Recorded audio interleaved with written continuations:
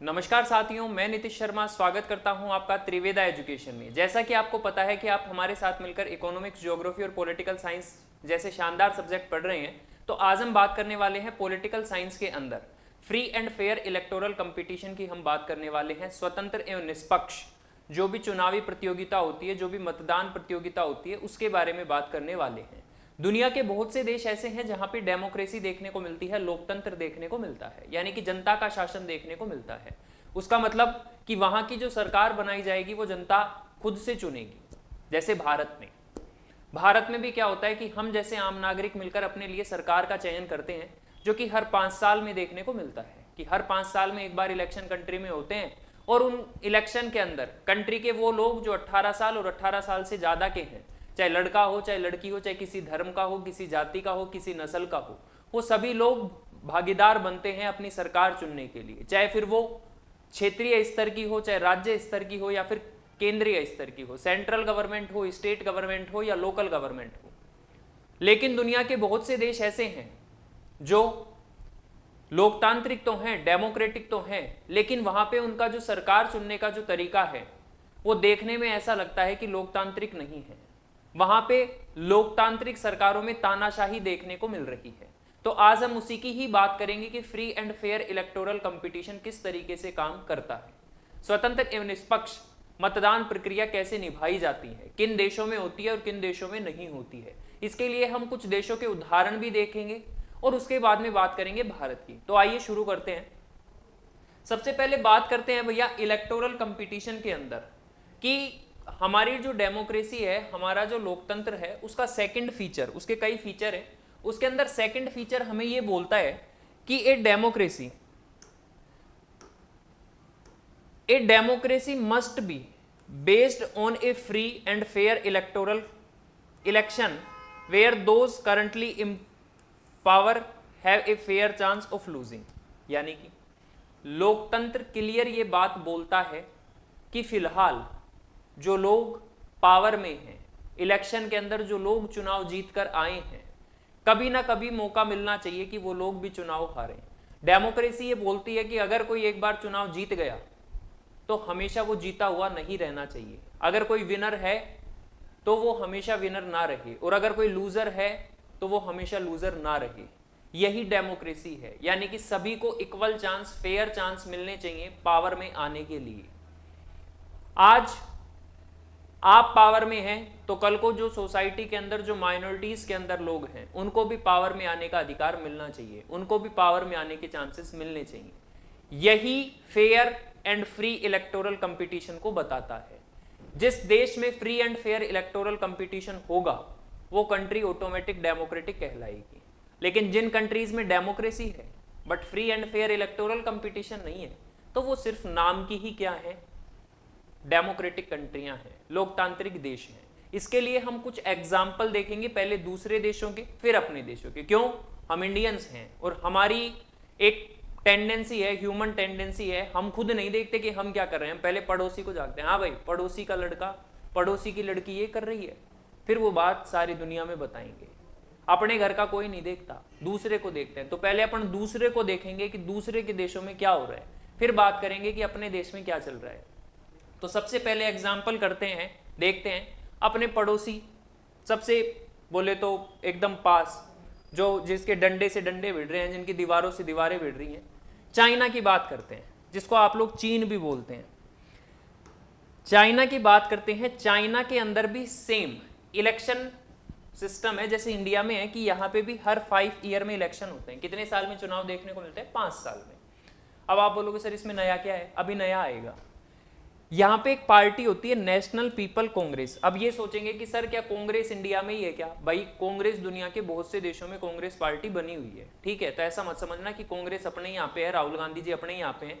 राहुल गांधी जी तो अपने यहाँ पे हैं, लेकिन ये जो पार्टी है कांग्रेस, ये दुनिया के और भी देशों में देखने को मिलती है। नेशनल पीपल कांग्रेस, ठीक, ये पार्टी चाइना में काम करती है। अब चाइना के अंदर अगर किसी कैंडिडेट को इलेक्शन के अंदर पार्टिसिपेट करना हो, जैसे मुझे इलेक्शन में पार्टिसिपेट करना है, मेरे मन में आ गई कि आज को तूफानी करते हैं, और तूफानी करने के चक्कर में मैं कह दूं मेरे को चुनाव लड़ना है। अब भैया मेरे को अगर चुनाव लड़ना है ना, तो चाइना के अंदर चाइनीज कम्युनिस्ट पार्टी है, उससे आपको पहले क्या लेनी पड़ेगी, अप्रूवल लेनी पड़ेगी। अगर वो आपको अप्रूवल दे देंगे कि भैया आप चुनाव लड़ोगे, तो आप चुनाव लड़ सकते हो।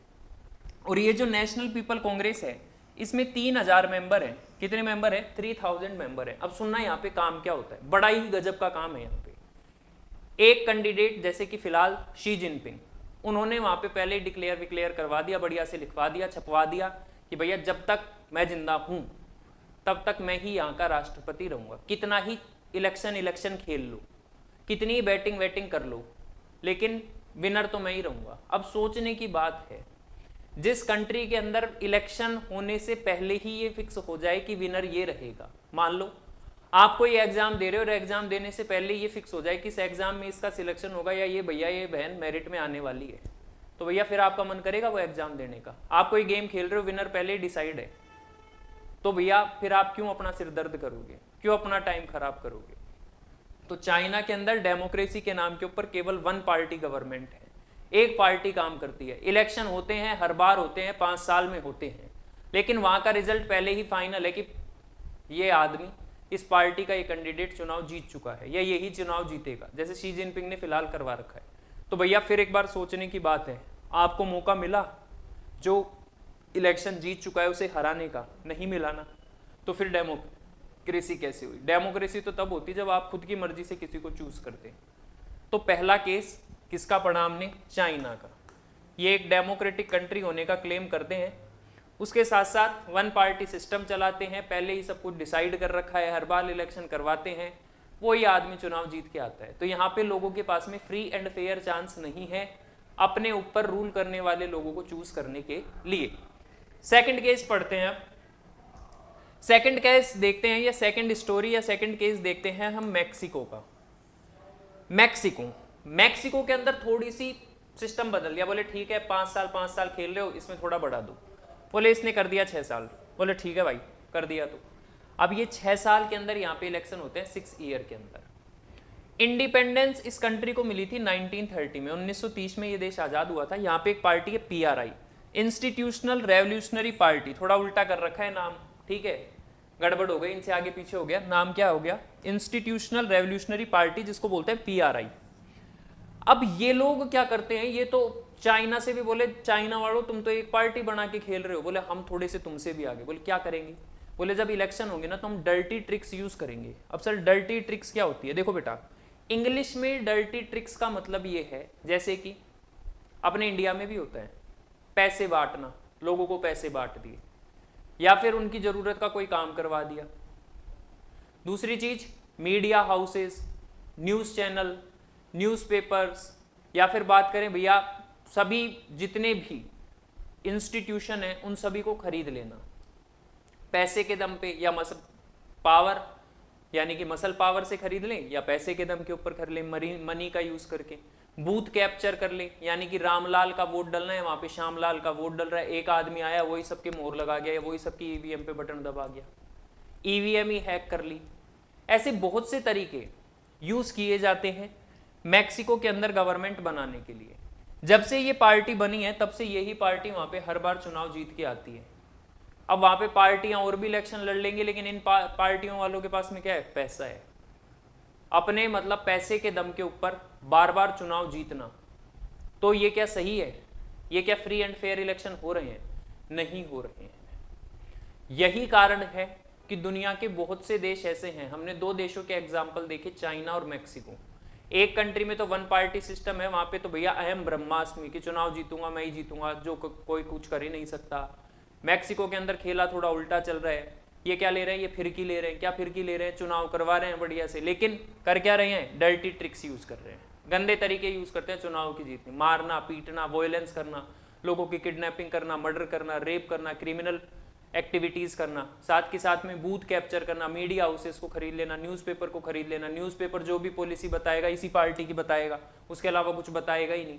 तो पूरी कंट्री के अंदर केवल फिर इनका बोलबाला रहता है, कोई डरता डरता दूसरी पार्टी को वोट ही नहीं डाल सकता।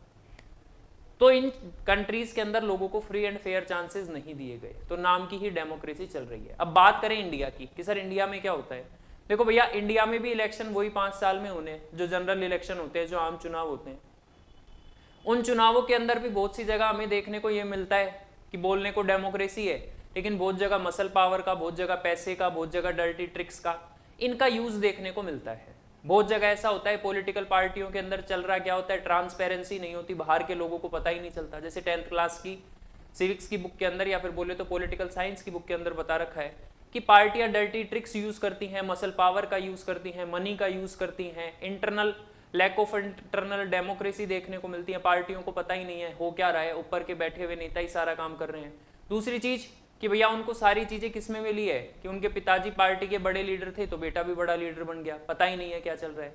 तो इंडिया में भी फ्री एंड फेयर इलेक्शन बोलने को तो है कि जैसे हम सभी लोगों को मौका दिया जा रहा है, लेकिन उसमें भी कई जगह बायसनेस देखने को मिलती है, यानी कि पक्ष देखने को मिलता है कि कोई पार्टी रूल कर रही है तो वो गलत तरीकों से डर्टी ट्रिक से इलेक्शन जीतती है।